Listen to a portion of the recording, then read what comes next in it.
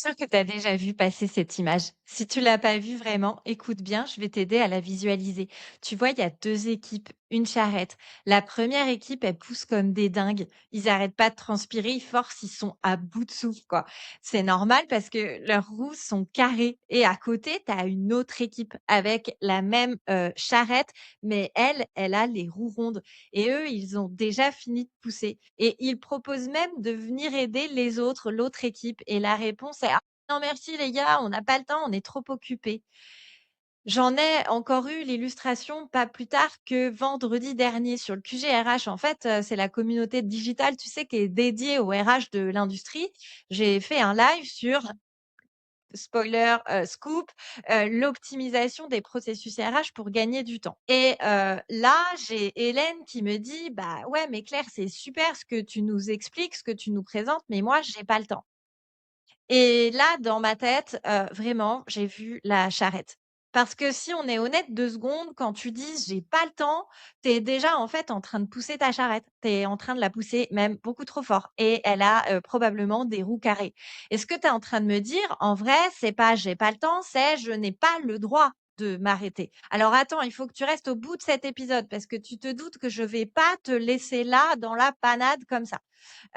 C'est là que je retrouve toujours les mêmes phrases. Bon, moi Claire, j'aimerais bien optimiser, mon process recrutement, mais j'ai pas le temps. J'ai testé plein d'outils et ça change rien. C'est trop long, c'est trop compliqué, c'est même trop chiant d'optimiser tout ça. Bon, tu veux que je te dise la traduction, que je fais de ça moi? C'est, que tu préfères continuer à pousser une charrette aux roues carrées plutôt que de t'arrêter une demi-journée pour les changer. Voilà, c'est la triste, vérité. En clair, on se retrouve tellement la tête dans le seau qu'on décide d'y rester. Mais alors, tu sais quoi? Un jour, j'ai changé de fusil d'épaule parce que c'est bien beau, moi, je suis là, à te faire la morale, mais j'ai vécu exactement la même chose que toi. Jusqu'au jour où, en 2016, j'ai fait un choix, j'ai arrêté de pousser et j'ai posé la charrette, et avec mon équipe, on a fait un truc super simple.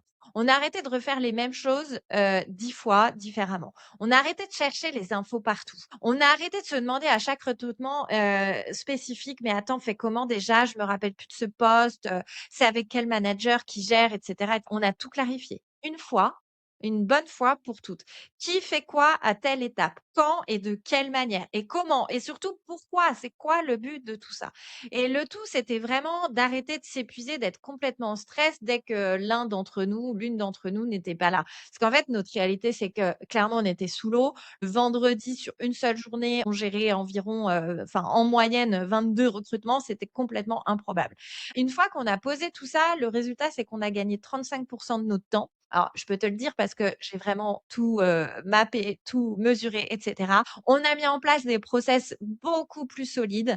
On a eu moins de turnover sur les recrutements qu'on faisait qui étaient beaucoup plus qualitatifs et évidemment, on avait beaucoup moins de charge mentale, à la fois pour nous, recruteurs et à la fois pour les managers pour lesquels c'est devenu beaucoup plus fluide. Alors en soi, il y a rien de magique, il y a rien de révolutionnaire, il y a pas eu de gros projets structurants non plus sur 1 an ou plus. Tu vois? C'était juste une somme de petites actions qu'on a déployées pour s'améliorer chaque semaine. Et à la fin de l'année, je te laisse imaginer le nombre de petites actions d'amélioration que ça a fait parce que forcément, on était la tête dans le seau, comme toi tu peux l'être en ce moment, donc on n'a pas le temps de se lancer sur un chantier énorme. Donc, on a fait petit à petit. Quel est notre irritant du moment? OK, la semaine prochaine, on l'améliore et ainsi de suite et ainsi de suite. Et la bonne nouvelle, c'est celle-là. C'est que toi aussi, en fait, tu peux te permettre de gagner du temps sans y passer tout ton temps et arrêter de cramer tes équipes, que ce soit sur le sujet du recrutement ou de la gestion de la formation ou sur l'intégration, et cetera. Mais à une seule condition quand même, c'est que tu acceptes de t'arrêter ne serait-ce que 2 secondes pour te dire: «Qu'est-ce qui ne fonctionne pas? Comment je peux prendre le temps de l'améliorer, mais sainement?»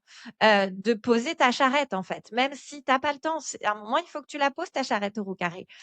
Et tu vois, c'est toujours là que, les RH restent un peu bloqués parce qu'ils ont compris sur le principe, je sais que tu vas être d'accord avec ce que je te raconte, mais quand il s'agit vraiment de se mettre sur le sujet, de poser le sujet seul dans le quotidien, bah, en fait, ils y arrivent pas parce que le chantier paraît énorme et parce que tout de suite, tu te dis que tu veux le graal du process parfait qui te fait gagner un max de temps, alors que c'est une mauvaise réaction.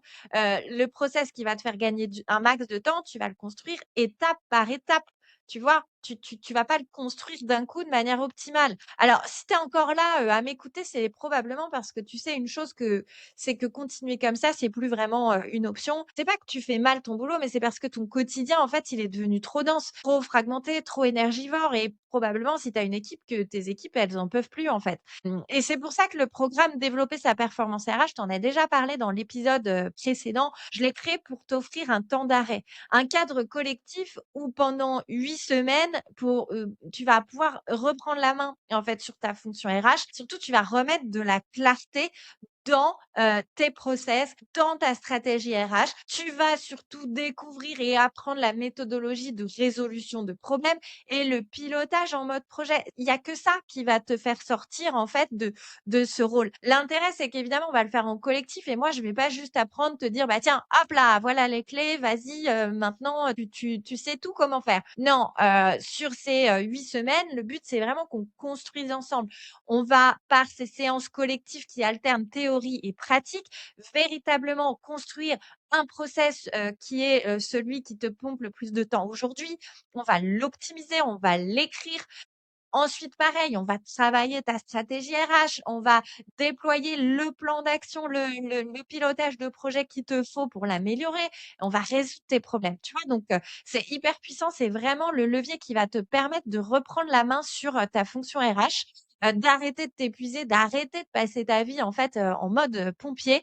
En fait, c'est pas du tout une formation à consommer seul dans ton coin, c'est un peu, je sais pas si tu connais le terme, c'est un peu comme un bootcamp, tu vois? Où vraiment: «Viens, on fait ensemble». On est un peu tous dans la même galère et ce qui est trop bien sur ce programme-là, c'est qu'en fait, on a aussi l'énergie du groupe, le partage de bonnes pratiques des uns et des autres qui vont être là. Alors toutes les infos sont dans la description. Moi, ça y est, les candidatures sont ouvertes, ça débute dans quelques semaines et quand je vois le nombre de RH avec qui je discute, que ce soit sur le QG RH, que ce soit sur LinkedIn, que ce soit dans mes accompagnements RH, c'est clairement game changer. Tu vois, ce qui change aussi, parce que pour le coup, ce format, moi, c'est un nouveau format, hein, je le faisais vraiment en mode, formation sur une demi-journée et ce qui manquait, c'était le côté comment on passe à l'action. Claire, on a bien compris, mais comment on passe à l'action? Et ben là, je t'offre ce parfait mixte entre, la formation et le passage à l'action. Donc, toutes les infos, comme je te l'ai dit, dans la description. Ça y est, tu peux candidater. Il y a 9 places dispo. Donc, j'espère vraiment t'y retrouver et tu vas voir que tu vas pouvoir gagner de la clarté et être enfin plus, serein, sereine dans, l'organisation, la structuration de ta fonction RH. Je te retrouve très bientôt. J'espère que cet épisode t'a été utile et je te souhaite une belle journée. À plus tard.